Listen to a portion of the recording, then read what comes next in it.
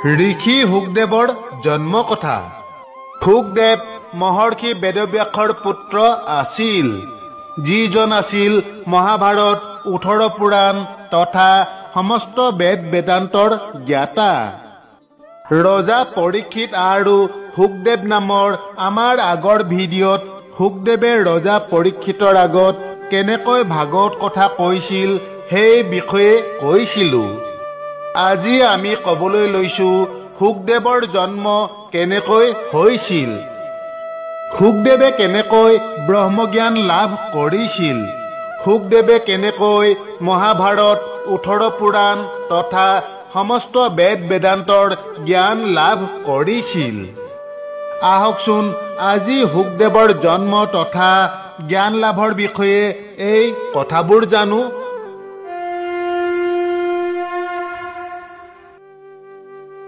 শুকদেৱ মহাভাৰত যুগৰ এজন মহান ঋষি আছিল। শৃংগী ঋষিৰ অভিশাপৰ পাছত ৰজা পৰীক্ষিত জীৱনৰ অন্তিম 7 দিন ঈশ্বৰ উপাসনা কৰি পাৰ কৰাৰ মানসেৰে গংগাৰ পাৰত গৈ বহিছিল। 7 দিনৰ পাছত ৰজা পৰীক্ষিতৰ মৃত্যু হ'ব বুলি জানি অনেক ঋষি মুনি পৰীক্ষিতক দৰ্শন দিবলৈ আহিছিল আৰু সেই সময়তে ব্যাসৰ পুত্ৰ শুকদেৱ আহি 7 দিন ধৰি পৰীক্ষিতৰ আগত ভাগৱতৰ অমৃত কথা শুনাইছিল। শুকদেৱৰ পিতৃ আছিল মহাভাৰতৰ ৰচয়িতা বেদব্যাস আৰু মাতৃৰ নাম আছিল আৰুণী অথবা বাতিকা অথবা পিঞ্জলা। শুকদেৱৰ জন্মৰ বিষয়ে কোৱা হয় যে শুকদেৱৰ জন্ম অদ্ভুত ধৰণে হৈছিল। তেওঁ মহৰ্ষি বেদব্যাসৰ অজুনিজ পুত্ৰ আছিল আৰু শুকদেৱে 12 বছৰ মাতৃগৰ্ভত বাস কৰিছিল বুলি কোৱা হয়। কথা অনুসৰি এবাৰ ভগৱান শিৱই পাৰ্বতীক অমৃত কথা শুনাই আছিল।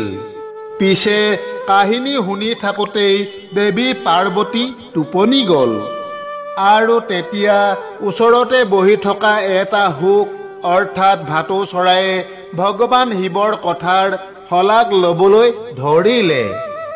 ভগৱান শিৱই এই কথা গম পাই সেই শুকক বধ কৰিবলৈ হাতত ত্ৰিশূল লৈ খেদা মাৰি গ'ল। তেতিয়া শুকে নিজৰ প্ৰাণ ৰক্ষাৰ বাবে তিনিও লোকতে দৌৰি ফুৰিব ধৰিলে। দৌৰি গৈ গৈ সেই শুকটো ব্যাসদেৱৰ আশ্ৰম পালেগৈ আৰু শুকে সূক্ষ্ম ৰূপ ধাৰণ কৰি ব্যাসদেৱৰ পত্নী আৰুণীৰ মুখেৰে প্ৰৱেশ কৰি গৰ্ভত লুকাই পৰিল। এনেদৰে শুক লুকাই পৰাত ভগৱান শিৱই বিচাৰি নাপাই উভতি গ'ল। কিন্তু শুকে শিৱৰ ভয়ত আৰুণীৰ গৰ্ভৰ পৰা ওলাই নাহিল আৰু 12 বছৰ ধৰি গৰ্ভতে লুকাই থাকিল। যেতিয়া ভগৱান শ্ৰীকৃষ্ণ নিজেই আহি শুকক আশ্বাস দিলে যে তেওঁ কোনো ভয় কৰিব নালাগে, তেওঁ ওলাই আহিলে মায়াৰ কোনো প্ৰভাৱ নপৰে। ভগৱান শ্ৰীকৃষ্ণৰ পৰা এনে ধৰণৰ আশ্বাস পাই শুক আৰুণীৰ গৰ্ভৰ পৰা ওলাই আহিল। এনেদৰে আৰুণীৰ গৰ্ভৰ পৰা ওলাই অহা সেই শুককে ব্যাসদেৱৰ পুত্ৰ শুকদেৱ বুলি কোৱা হ'ল। শুকে 12 বছৰ ধৰি মাতৃৰ গৰ্ভত থাকি সমস্ত বেদ উপনিষদ দৰ্শন আৰু পুৰাণ আদিৰ সম্যক জ্ঞান লাভ কৰিছিল। গৰ্ভত থাকোঁতেই শুকৰ মনত এনে বৈৰাগ্য ভাৱ উপজিল যে জন্ম লাভ কৰিয়েই কৈশোৰ অৱস্থা প্ৰাপ্ত কৰি শুকে তপস্যাৰ বাবে অৰণ্যৰ মাজলৈ গুচি গ'ল। জন্ম লাভ কৰিয়েই শুকে যি কৈশোৰ অৱস্থা প্ৰাপ্ত কৰিছিল, পাছত গোটেই জীৱন জুৰি সেই কৈশোৰ অৱস্থাতেই থাকিছিল। ব্যাসদেৱৰ আন্তৰিক ইচ্ছা আছিল যে তেওঁৰ পুত্ৰ শুকদেৱে শ্ৰীমদ ভাগৱতৰ দৰে পৰমহংস সংহিতা অধ্যয়ন কৰক। কিন্তু ব্যাসদেৱে পুত্ৰ শুকক লগ কৰিবলৈ সক্ষম নহ'ল। গতিকে ব্যাসে শ্ৰীমদ ভাগৱতৰ শ্ৰীকৃষ্ণ লীলাৰ পৰা এটা শ্লোক ৰচনা কৰি তাৰ আধা অংশ শিষ্যসকলক দিছিল।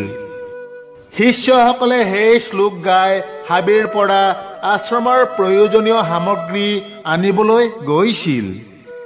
হাবিৰ মাজত এদিন শুকদেৱে সেই শ্লোকটো শুনিলে। তেতিয়া শ্ৰীকৃষ্ণ লীলাৰ অদ্ভুত আকৰ্ষণত বান্ধ খাই শুকদেৱে পিতৃ ব্যাসদেৱৰ ওচৰলৈ উভতি আহিল। তাৰ পাছত তেওঁ শ্ৰীমদ ভাগৱত মহাপুৰাণৰ ১৮,০০০ শ্লোক বিধিৱতভাৱে অধ্যয়ন কৰে। শুকদেৱে পিতৃ বেদব্যাসৰ পৰা মহাভাৰত শুনি দেৱতাৰ আগত বৰ্ণনা কৰিছিল আৰু পৰমহংস সংহিতা অৰ্থাৎ শ্ৰীমদ ভাগৱতৰ অমৃত কথা ৰজা পৰীক্ষিতৰ আগত ৭ দিন ধৰি বৰ্ণনা কৰিছিল, যাৰ ঐশ্বৰিক প্ৰভাৱৰ বাবে পৰীক্ষিতে মৃত্যুক জয় কৰি বৈকুণ্ঠৰ অধিকাৰী হৈ পৰিছিল।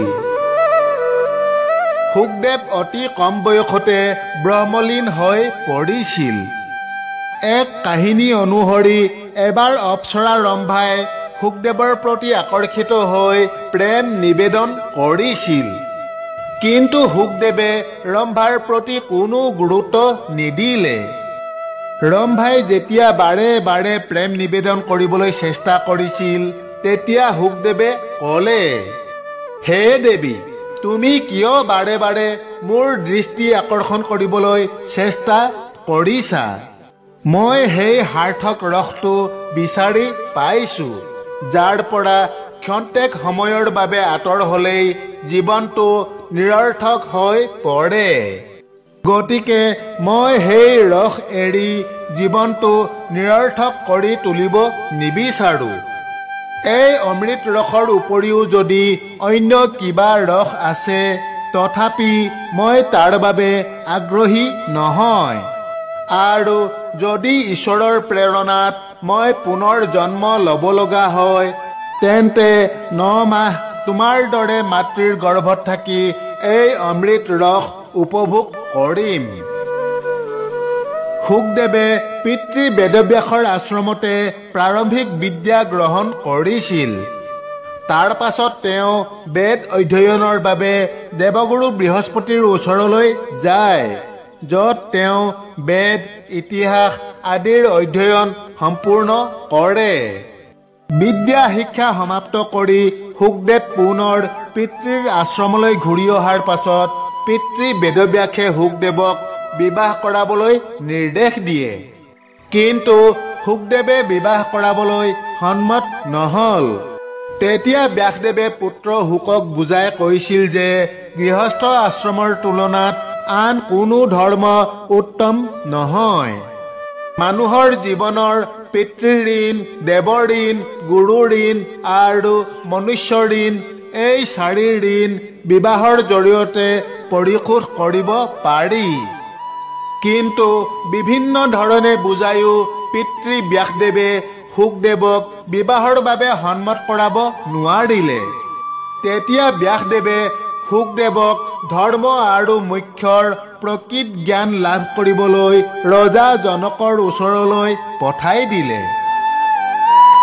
পিতৃ ব্যাসদেৱৰ নিৰ্দেশত শুকদেৱ পৰম তত্ত্বজ্ঞানী ৰজা জনকৰ ওচৰলৈ যায়। ৰাজ ঋষি জনক গৃহস্থী হোৱাৰ পিছতো প্ৰবৃত্তি আৰু নিবৃত্তি মাৰ্গৰ পূৰ্ণ জ্ঞাতা আছিল। ৰজা হৈও জনকৰ কোনো ৰাজকীয় অহংকাৰ নাছিল। দেহ থকাৰ পাছতো জনকক বিদেহ বুলি কোৱা হৈছিল। ৰজা জনকে শুকদেৱক বিভিন্ন পদ্ধতিৰে পৰীক্ষা কৰি শেষত ৰজাই শুকদেৱক গৃহস্থ আশ্ৰম সম্পৰ্কে বুজাই দি কয় যে সকলো আশ্ৰমৰ ভিতৰত গৃহস্থ আশ্ৰম আটাইতকৈ শ্ৰেষ্ঠ আশ্ৰম। ৰজা জনকৰ উপদেশত শুকদেৱৰ মনৰ সকলো শংকা ভ্ৰান্তি দূৰ হল। জনকৰ পৰা ব্ৰহ্মজ্ঞান লাভ কৰি শুকদেৱ পুনৰ পিতৃৰ আশ্ৰমলৈ ঘূৰি আহিল। তাৰ পাছত পিতৃ বেদব্যাসে পিবৰী নামৰ এগৰাকী কন্যাৰ লগত শুকদেৱৰ বিবাহ কৰাই দিয়ে। পুৰাণত শুকদেৱৰ বিবাহ সম্পৰ্কীয় এটা কাহিনী পোৱা যায়। কথা অনুসৰি গুৰু বৃহস্পতি ব্ৰহ্মাৰ ওচৰলৈ গৈ এগৰাকী উপযুক্ত কন্যাৰ লগত শুকদেৱৰ বিবাহ কৰাবলৈ প্ৰাৰ্থনা জনালে। তেতিয়া ব্ৰহ্মাই পিতৃসকলৰ ৰজা বহিৰ্ষদৰ কন্যা পিবৰী শুকদেৱৰ যোগ্য বুলি বিবেচনা কৰি পিবৰীৰ লগত শুকদেৱৰ বিবাহ কৰাই দিয়ে। এই পিবৰীক যোগমাতা আৰু ধৃতবৃত নামেৰেও জনা যায়। পিবৰীৰ পৰা শুকদেৱৰ 12জন মহা তপস্বী পুত্ৰৰ জন্ম হৈছিল, যিসকলৰ জন্মগত নাম আছিল ভূৰিশ্ৰৱা, প্ৰভু, শম্ভু, কৃষ্ণ আৰু গৌড়, শ্বেতকৃষ্ণ, অৰুণ আৰু শ্যাম, নীল, ধূম, বাদ্ৰী আৰু উপমন্যু। আনহাতে শুকদেৱৰ এই পুত্ৰসকলৰ গুৰু প্ৰদত্ত নাম আছিল ক্ৰমে ভৰদ্বাজ, পৰাশৰ, কশ্যপ, কৌশিক, গৰ্গ, গৌতম, মুদ্গল, শাণ্ডিল্য, কৌৎস, ভাৰ্গৱ, বৎস আৰু ধৌম্য। ইয়াৰ উপৰিও শুকদেৱৰ কীৰ্তিমতী নামৰ এগৰাকী কন্যা সন্তান আছিল। বান্ধৱসকল, আশা কৰোঁ আজি আপোনালোকে শুকদেৱৰ বিষয়ে নিশ্চয় কিছু কথা জানিব পাৰিলে। আগলৈ অন্য এক নতুন কথাৰ সৈতে পুনৰ লগ পোৱা আশাৰে আজিলৈ সামৰিছো। ধন্যবাদ। জয় শ্ৰীকৃষ্ণ।